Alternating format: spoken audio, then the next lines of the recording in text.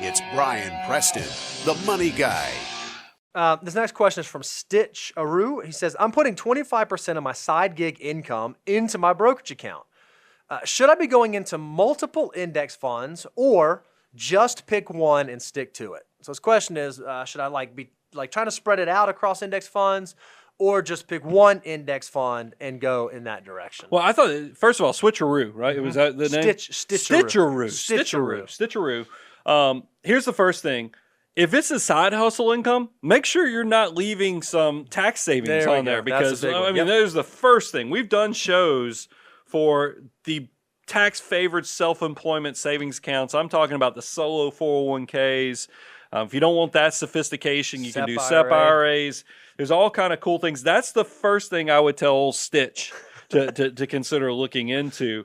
But then the next question, I think he's overthinking this in a way, and this is why I love what we share on The Money Guy, is that in the past, yes, you could just go buy a total market index fund, and you'd be fine. And that's what there was a period of time where I considered, just for people in their 20s, just tell them do the total market index, and then when you get in your 30s and 40s, then we can do the index target retirement funds. But you have been the one that sobered me up on this, Bo, and the fact that that's just too many moving parts that people can screw up. That's right. So here's the solution and what we recommend.